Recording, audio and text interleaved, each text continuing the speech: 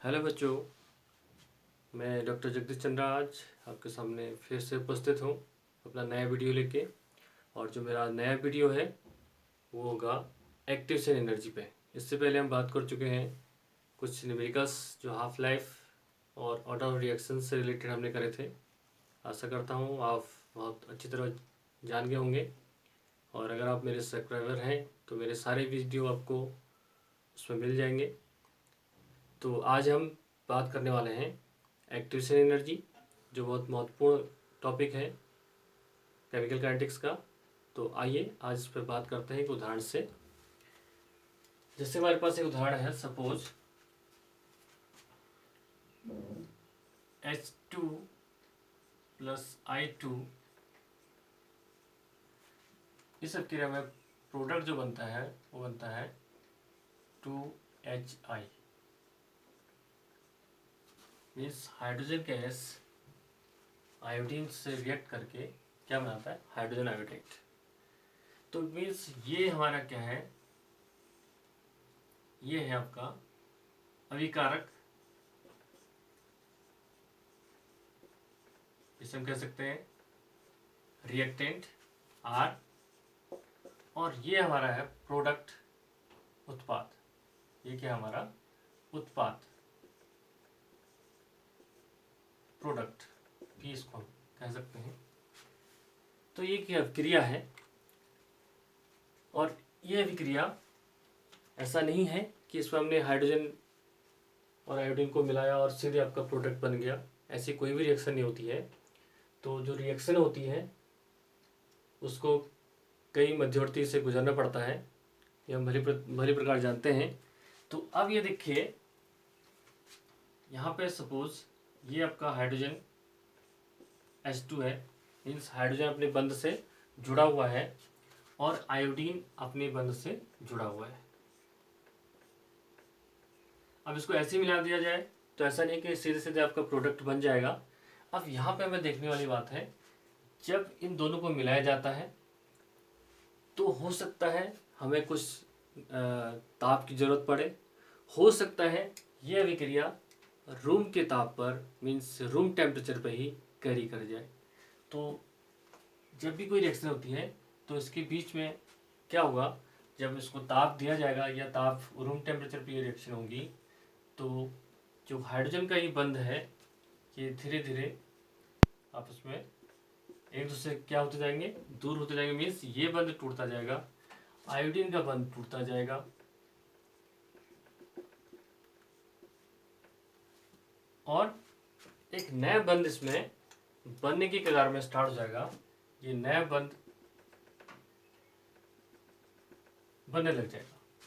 Means at a condition, at a time, breaking is bond and formation in bond, ये मध्यवर्ती में होता है। ये क्या है आपका मध्यवर्ती, इसको हम ट्रांजिशन स्टेट भी कहते हैं। और यहाँ पे जो ऊर्जा का स्तर रहता है वो अधिकतम रहता है, मैक्सिमम रहता है। ये भी हमें ध्यान रखना है। जो मध्यवर्ती जब बनता है तो वहाँ पे जो ताप रहेगा, जो एनर्जी रहेगी, जो ऊर्जा रहेगी, वो क्या रहती है, मैक्सिमम रहती है। ये हमें ध्यान रखना है। अब ये मध्यवर्ती जो है, यहाँ पे बॉन्ड ब्रेकिंग और बॉन्ड फॉर्मेशन दोनों काम एक साथ होंगे, ये हमें ध्यान रखना है। और ये जो स्टेज होती है ये अस्थायी होती है, ज़्यादा देर तक क्षणिक स्थायी होती है। हम कह सकते हैं ये क्षणिक स्थायी है, ज़्यादा देर तक स्थायी नहीं रहती है। तो उसके बाद हमारा क्या बन जाता है, प्रोडक्ट। तो प्रोडक्ट बनता है, तो हमारा प्रोडक्ट बन जाता है। यहाँ से प्रोडक्ट मीन्स हाइड्रोजन और आयोडीन के बीच में क्या हो जाती है, बॉन्डिंग हो जाती है। इनके बीच में क्या हो जाती है, बॉन्डिंग होती है, जिसे हम बोलते हैं प्रोडक्ट या उत्पाद। तो इस रिएक्शन को समझना बहुत जरूरी है। और सारी रिएक्शन इसी तरह से होती हैं। ऐसा नहीं है कि हमने सीधे सीधे रिएक्शन कराएंगे सीधा हमारा प्रोडक्ट बन गया। तो यहाँ पे हमें देखना है कि हाइड्रोजन और आयोडीन्स आपस में क्या करेंगे, हीटिंग करी, कोलिजन्स करें। जो हमें कौन बताता है, आर्नियस का संगठ सिद्धांत बताता है। Means collision theory of Arrhenius हमें बताती है कि जब रिएक्टेंट में कोलिजन होता है और वो कोलिजन किस कंडीशन में होगा, या तो रूम टेम्परेचर पर हो सकता है और या हमें बाहर से क्या देना पड़ेगा, ताप देना पड़ेगा, और तब जाके हमें क्या मिलता है, एक मैक्सिमम टेम्परेचर पर, अधिकतम ऊर्जा पर हमें क्या मिलता है, मध्यवर्ती मिलता है। और मध्यवर्ती जो है क्षणिक स्थायी होता है। उसके बाद ये क्या होता है, यहाँ से अपनी लोअर एनर्जी में, इस एनर्जी ऊर्जा से कम ऊर्जा में हमारे क्या बनते हैं, उत्पाद बनते हैं। ये चीज़ हमें ध्यान रखना है। अब इसी को आइए समझते हैं एक ग्राफ से। इसको एक ग्राफ से समझते हैं।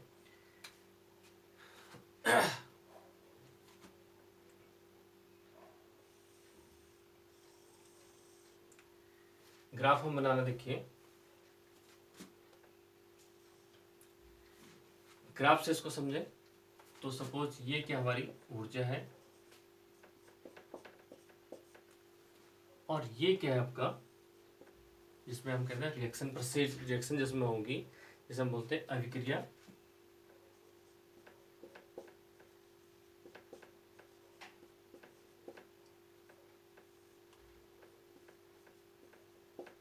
निर्देशांक, अभिक्रिया निर्देशांक इसे हम कह सकते हैं, या रिएक्शन प्रोसीड जिसमें हो रही है, ये हम कह सकते हैं। तो ये देखिए, सपोज आपका जो रिएक्टेंट की ऊर्जा क्या है, ये ऊर्जा का स्तर है। रिएक्टेंट की ऊर्जा आर आपका यहाँ है, और यहाँ से रिएक्टेंट की ऊर्जा बढ़ी, कोलिजन हुआ, और रिएक्शन रूम टेम्परेचर पर हो रही है या ताप देना पड़ रहा है, इस पर निर्भर करेगा कि रिएक्शन क्या है।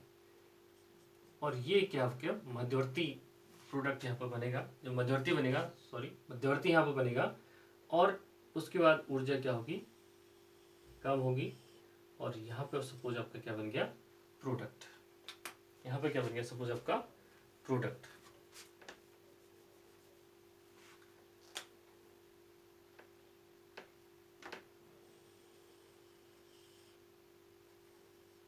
यहाँ पे क्या बन गया, आपका प्रोडक्ट बन गया। ये बन गया आपका प्रोडक्ट। ये हमें ध्यान रखना है। अब जो ये है आपका, ये ऊर्जा स्तर, इसका लेवल ये है, तो ये जो ऊर्जा रिएक्टेंट की बढ़ी, देखिए रिएक्टेंट की ऊर्जा यहाँ तक बढ़ी, ऊर्जा का स्तर यहाँ तक गया है। ये पॉइंट कौन सा है आपका, इसे हम बोलते हैं ई ए, मीन्स संकीर्ण ऊर्जा। ये क्या है आपका, संकीर्ण ऊर्जा।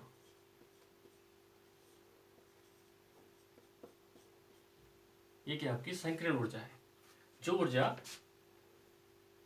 ने क्या बनाया, आपका मध्यवर्ती बनाया, ये संकीर्ण ऊर्जा है। अब यहाँ पर हम देख पा रहे हैं कि जो प्रोडक्ट है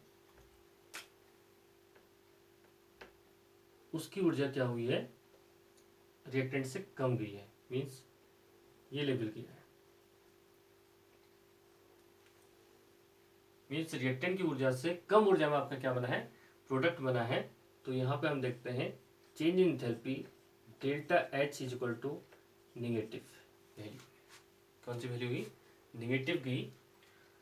और इसी में हम दूसरा ग्राफ देखते हैं।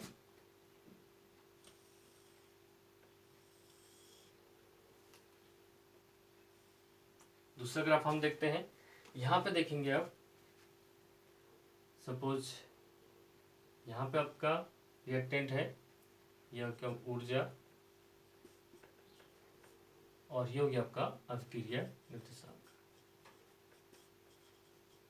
अभिक्रिया निर्देशांक या रिएक्शन प्रोग्रेस। रिएक्शन प्रोग्रेस भी हम इसे कह सकते हैं। ये रिएक्शन प्रोग्रेस है, इधर को रिएक्शन प्रोग्रेस, और इधर को हम दिखा रहे हैं ऊर्जा का स्तर। अब यहाँ पे देखिए, यहाँ से अब ग्राफ यूं जाता है आपका, और प्रोडक्ट कुछ पहले आपका बन जाता है। ये तो होगी आपकी, थोड़ा सा ऊपर लेते हैं, ये क्या आपका मध्यवर्ती। अब यहाँ पे देखिए ये क्या आपका एक्टिवेशन ऊर्जा का स्तर, ये है बैरियर आपका। और यहाँ पे देखिए जो स्तर आए हैं, ये स्तर आपका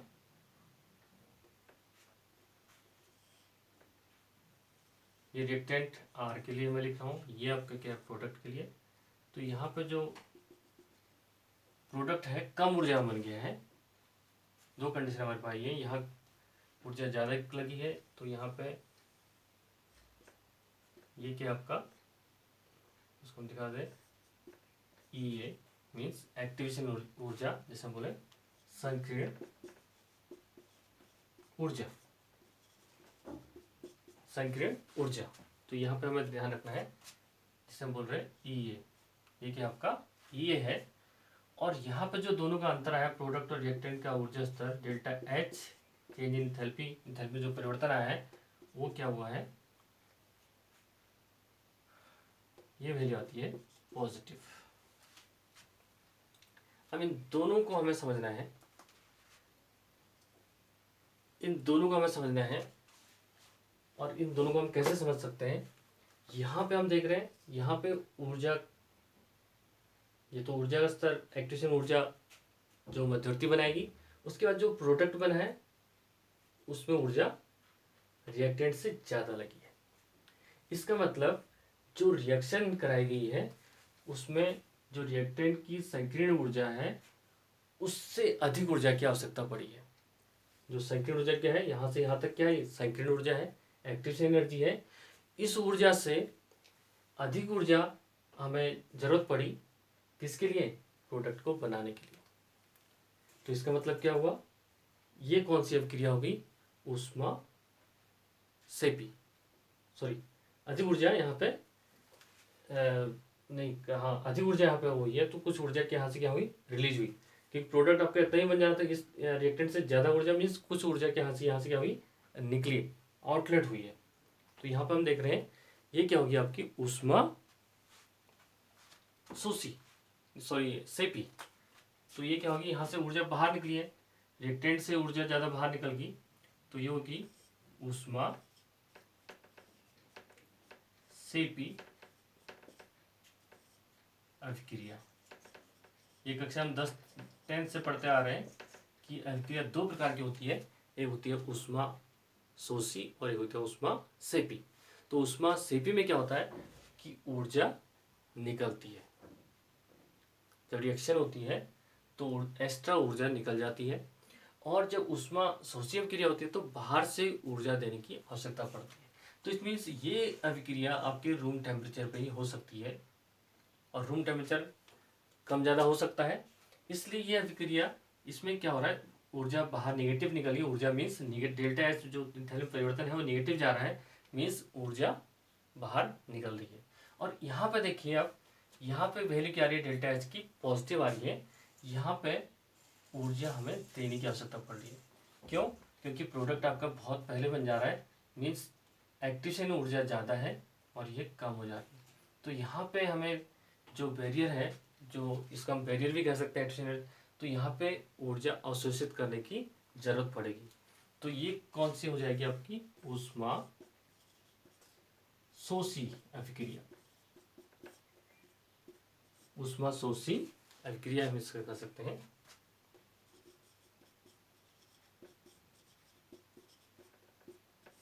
ऊष्मा शोषी अभिक्रिया, तो इसको ये बहुत ध्यान देने वाली बातें हैं कि कुछ अभिक्रिया जो है कमरे के ताप हो जाती हैं, और कुछ अभिक्रियाओं को हमें बाहर से ताप देना पड़ता है तब रिएक्शन होती है। या आपने रिएक्शन पढ़ा होगा कहीं पर, किसी कंडीशन में क्या होता है, हीट करना पड़ता है, घर हीट करके आपकी अभिक्रिया होती है, और कहीं पर बिना हीट के सीधे रिएक्टेंट आपस में क्या होता है, रिएक्ट करके प्रोडक्ट बना देते हैं। तो ये कंडीशन क्यों हो रही है, देखिए मेन कंडीशन एक्टिवेशन एनर्जी है।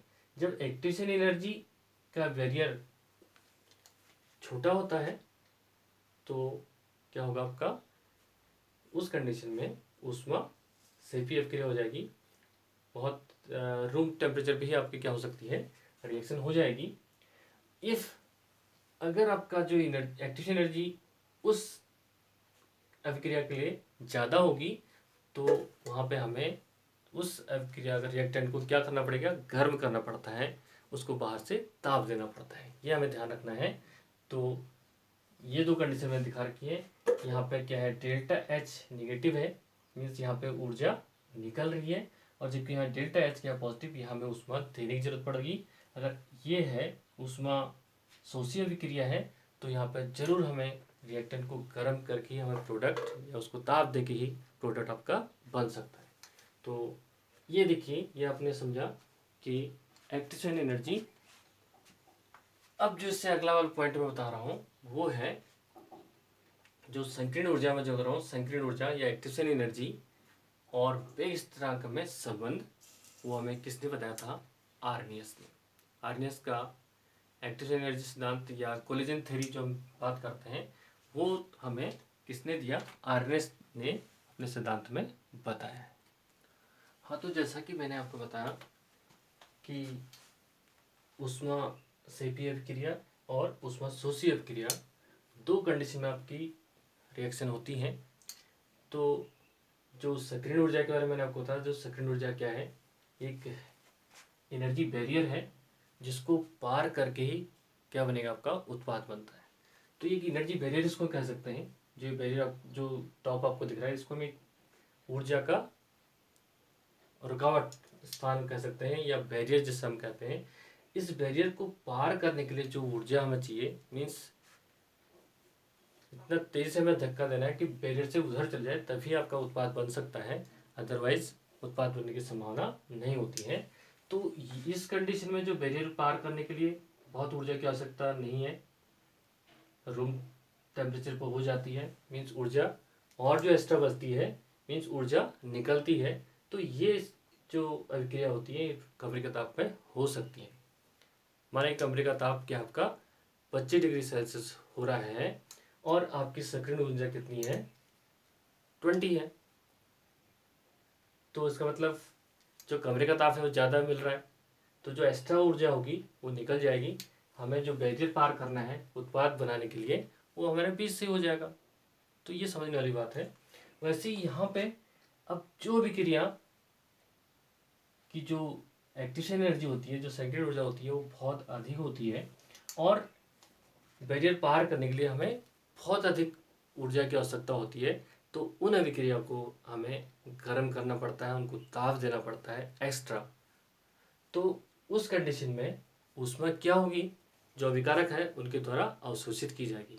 तो ये होती है ऊष्मा शोषी अभिक्रिया और ये होती है ऊष्मा सेवी अभिक्रिया। और इन दोनों के रिएक्शन में हमने क्या जाना, संकीर्ण ऊर्जा के बारे में जाना है। और संकीर्ण ऊर्जा, और इससे पहले हम बात कर चुके हैं वेग स्थिरांक के बारे में। इसके बीच में जो संबंध हमें बताया है वो बताया है आर्नियस। आर्नियस का सिद्धांत, जो आर्नियस की कोलिजन थ्योरी है, आर्नियस के सिद्धांत ने हमें इन दोनों के बीच का संबंध बताया, जिससे हम आगे बहुत सारे न्यूमेरिकल्स भी करेंगे और इसके संबंध को समझ पाएंगे। तो यहाँ पर देखते हैं इन दोनों के बीच संबंध। अब देखिए, पढ़िए। आर्नियस के सिद्धांत के अनुसार अभिक्रिया अभिकारों के मध्य संगठनों या टक्करों से होती है। मैंने यहाँ पर बताया था ये अभिकारक है H2 और I2। इन दोनों के बीच जब टक्कर होंगे तभी आपके मध्यवर्ती बनेगा, जो हायर एनर्जी में बनता है, उच्च ऊर्जा स्तर में बनता है। अभिकारक एक मध्यवर्ती का निर्माण करते हैं, उच्च ऊर्जा स्तर पर निर्माण करते हैं, जो अल्प समय के लिए अस्तित्व में रहता है, जो बहुत देर तक अस्तित्व में रहता है, मीन्स अनस्टेबिलिटी इसकी होती है। और जैसे ही यहाँ से ऊर्जा डाउनफॉल होता है, ऊर्जा नीचे गिरती है, तो क्या बनता है, आपका उत्पाद बनता है।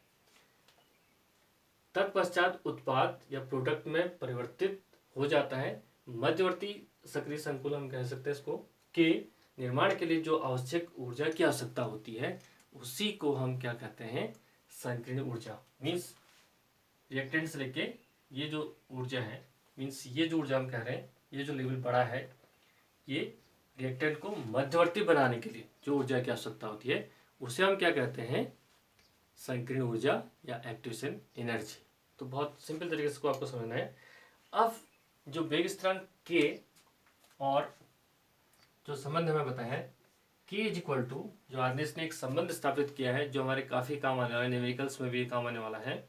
यहाँ पे देखिए के इज इक्वल टू हमें दिया है ए ई की पावर माइनस ई ए अपॉन आर टी। ये संबंध को हमें याद रखना है, बहुत महत्वपूर्ण संबंध है। ये संबंध हमें K is equal to A exponential, या इसको हम चरघात भी कह सकते हैं, की power minus A upon R T. जो यहाँ पर के क्या आपका वेग स्थिरांक,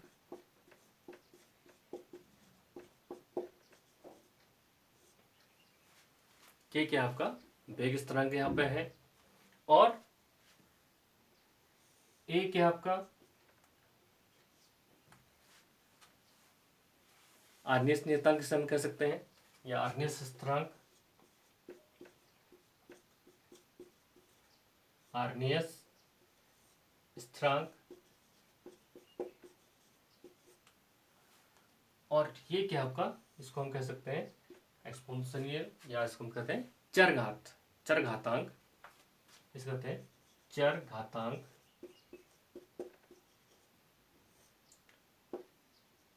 चरघातांक। और ये क्या आपका, ये क्या है आपकी संकीर्ण ऊर्जा,